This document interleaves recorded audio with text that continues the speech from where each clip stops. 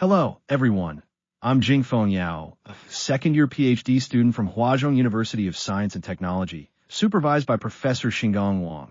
It's a great honor to present our recent research work conducted with Dr. Bin Yang and Professor Wang, titled Reconstruction versus Generation, Taming the Optimization Dilemma in Latent Diffusion Models. Over the past year, we have witnessed remarkable advancements in text-to-image and text-to-video generation models. With just simple text prompts, these models can now generate highly realistic and imaginative visual content. Most of these systems are fundamentally built upon the Latent Diffusion Model framework. The Latent Diffusion Model, or LDM, was originally introduced by Rombach and colleagues. This framework mainly consists of two key components: VEs and diffusion models. First, the VE compresses visual signals like images or videos into a lower resolution latent space, which greatly reduces the computational cost for the subsequent diffusion process.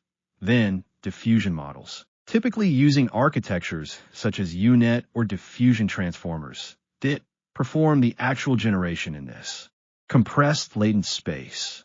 Today, we'd like to discuss with you the latent space characteristics. A key parameter is the dimension of compressed latents. As this dimension increases, the VE's reconstruction capability improves significantly. Taking a demo from the EMU paper as an example, higher latent dimensions result in progressively sharper text rendering, demonstrating the model's enhanced ability to reconstruct fine details and generate more visually satisfying results. Quantitatively, as the latent space dimension increases, the tokenizer's RFID score progressively decreases, showing that reconstruction quality gradually approaches the original images. This observation leads to an intriguing question.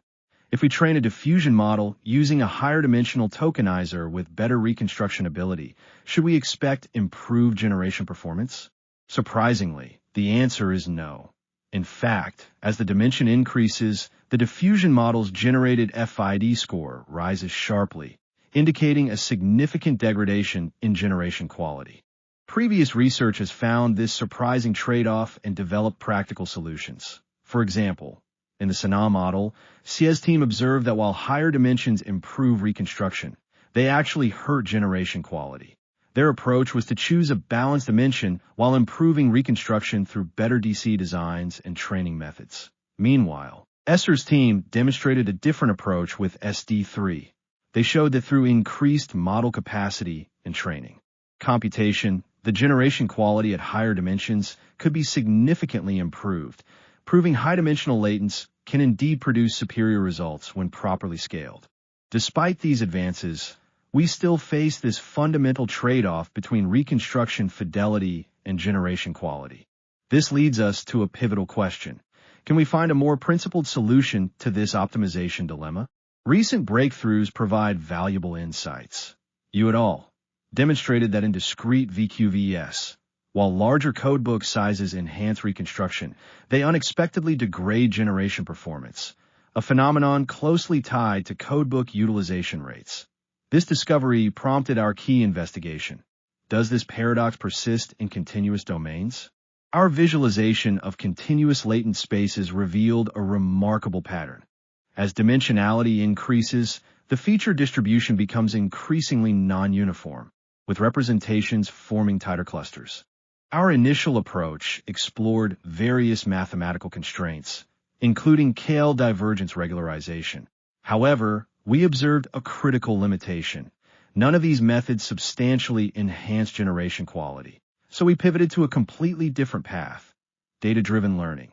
If we can't theoretically define an optimal distribution, why not leverage what foundation models have already learned from massive datasets? After all, their feature distributions must encode meaningful patterns. This insight led us to propose the Vision Foundation Model-Aligned VA, or what we call VAV, where we essentially borrow wisdom from large-scale pre-trained models to guide our latent space distribution.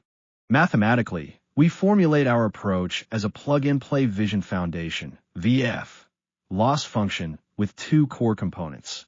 1. A marginal cosine similarity loss that establishes point-to-point correspondence between V latent features and the foundation model's representations. 2.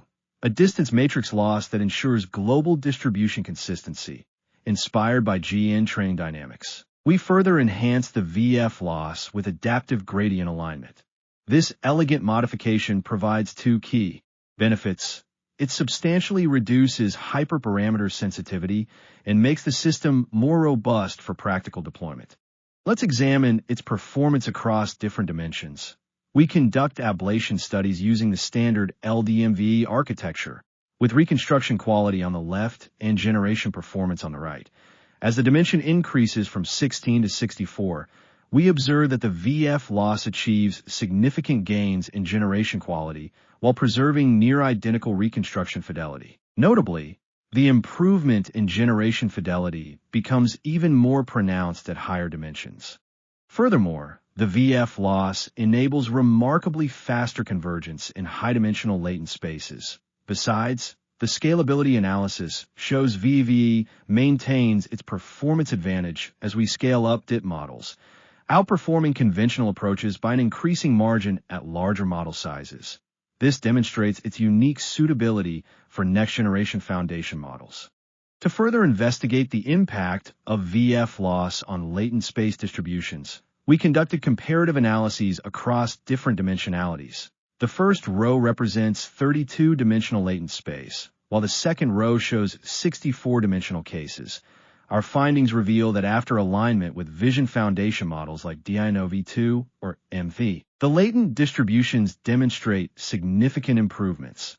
The original clustering phenomenon is substantially reduced while uniformity is enhanced. This effect appears analogous to codebook utilization in discrete spaces, which may fundamentally explain why foundation model alignment leads to superior generation performance. By the way, to accelerate the iteration of our method and quickly achieve satisfactory generation results, inspired by outstanding works such as CvpR and DINOV2, we have modernized the DIT codebase. This includes optimizations to the basic transformer architecture, diffusion training enhancements, hyperparameter tuning, and more, resulting in an enhanced DIT baseline. Lightning DT. The training code significantly improves DIT's training speed and has been well received within the community. Several follow-up studies have already adopted our code for further experimentation. By integrating Va-Vae and Lightning DT, our latent diffusion model, LDM, achieves a 1.35 FID in generation and 0.28 RFID in reconstruction on ImageNet. Notably, our Va-Vae exhibits significantly better reconstruction capability, not due to more advanced architectural designs, but because the VF loss enables us to simply increase the latent dimension to raise the reconstruction upper bound without compromising the diffusion model's generative performance. We believe this plug-and-play training method can be applied to a broader range of high-performance latent model training scenarios.